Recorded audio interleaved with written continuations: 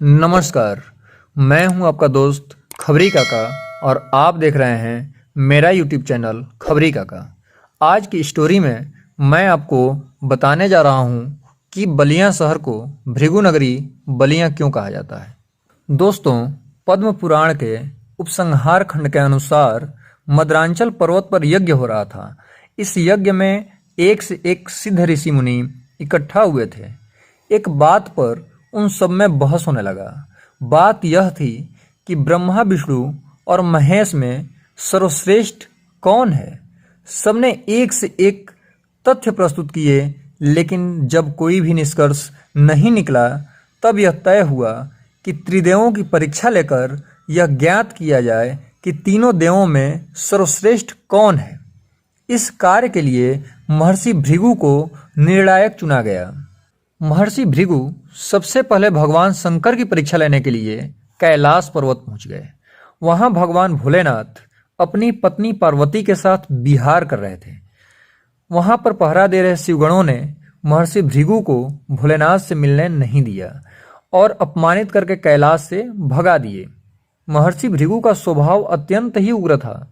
उन्होंने निर्णय कर लिया कि भगवान शिव तमोगुणी हैं और क्रोधवश भगवान शिव को यह शाप दे दिए कि आज से आपके लिंग की ही पूजा होगी। फिर महर्षि भृगु अपने पिता ब्रह्मा जी की परीक्षा लेने ब्रह्मलोक चले गए। ब्रह्मलोक में ब्रह्मा जी अपनी पत्नी सहित बैठे हुए थे। महर्षि भृगु को देखकर उन्होंने सोचा कि पुत्र ही तो आया है, मिलने के लिए आया होगा। इस कारण ब्रह्मलोक में भी महर्षि भृगु का आदर सत्कार नहीं हुआ और इस कारण महर्षि भृगु ब्रह्मा जी से भी नाराज हो गए और उन्हें रजोगुणी घोषित कर दिए तथा ब्रह्मा जी को यह शाप दे दिए कि तीनों लोकों में आपकी पूजा कहीं भी नहीं होगी। क्रोध से तमतमाए महर्षि भृगु भगवान श्री विष्णु की परीक्षा लेने विष्णु लोक चले गए। वहां भगवान विष्णु क्षीर सागर में शेष नाग की सैया पर विश्राम कर रहे थे। उनकी पत्नी देवी लक्ष्मी भगवान जी के पैर दबा रही थी। महर्षि भृगु ने भगवान विष्णु को कई बार पुकारा, लेकिन भगवान विष्णु ने कोई जवाब नहीं दिया और वे सोते रहे।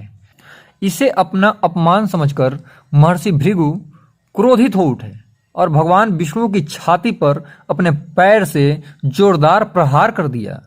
लेकिन भगवान विष्णु तनिक भी नाराज नहीं हुए और महर्षि भृगु का पैर अपने कोमल हाथों में लेकर कहा कि मेरे कठोर वक्षों से आपके पैर में चोट तो नहीं लगी।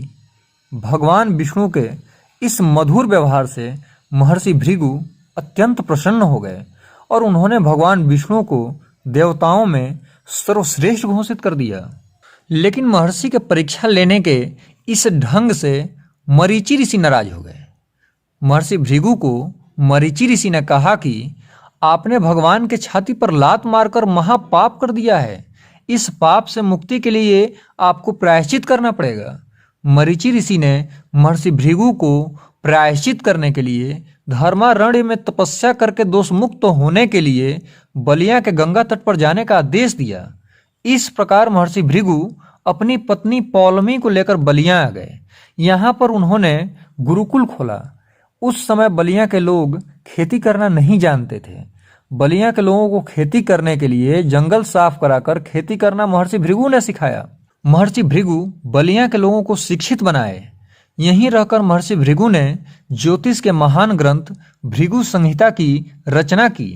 कुछ समय बीतने पर अपनी ज्योतिष गणना से जब उन्हें ज्ञात हुआ कि इस समय प्रवाहित हो रही माँ गंगा नदी का पानी कुछ समय बाद सूख जाएगा, तब उन्होंने अपने शिष्य दर्दर मुनि को यह बात बताई। उन्होंने कहा कि सरजू नदी अयोध्या तक प्रवाहित हो रही है। यदि उनके पानी को बलिया तक लाकर गंगा नदी में मिला दिया जाए तो गंगा का पानी कभी नहीं सूखेगा। और इस प्रकार महर्षि भृगु ने अयोध्या से बलिया तक सरजू नदी को लाने का कार्य अपने शिष्य दर्दर मुनि को सौंप दिया। दर्दर मुनि बलिया के निवासियों को प्रेरित कर अयोध्या से बलिया तक खुदाई करके सरजू नदी की धारा को गंगा नदी में मिला दिए और इस प्रकार गंगा सरजू दोनों पवित्र नदियों का संगम कराया। इन दोनों पवित्र नदी गंगा और सरजू के संगम स्थल पर एक मेला का आयोजन होता है जो ददरी मेला के नाम से दुनिया भर में विख्यात है। यह मेला भारत का दूसरा सबसे बड़ा पशु मेला है। अपने बागी तेवरों के लिए बलिया को बागी बलिया भी कहा जाता है। कहा यह भी जाता है कि बलिया का बागी तेवर महर्षि भृगु के अत्यंत उग्र स्वभाव के कारण विरासत के रूप में यहाँ के हर एक जनमानस में, कण कण में, यहाँ की मिट्टी में व्याप्त हो गया है। बलिया के लोग कभी भी अन्याय सहन नहीं कर पाते हैं और बगावत कर देते हैं, और इसका उदाहरण बलिया का गौरवमयी इतिहास रहा है। बलिया की पवित्र धरती यहाँ जन्म लेने वाले हर एक व्यक्ति को जन्म से ही बगावती तेवरों से नवाजती है। भृगु बाबा के जय के नारे आम जनमानस में जोश भर देते हैं। महर्षि भृगु ने अपने तपोस्थली बलिया को ज्ञान, अध्यात्म और संस्कृति से सुसज्जित किया, जिसके कारण बलिया को भृगु नगरी बलिया के नाम से लोग जानते हैं।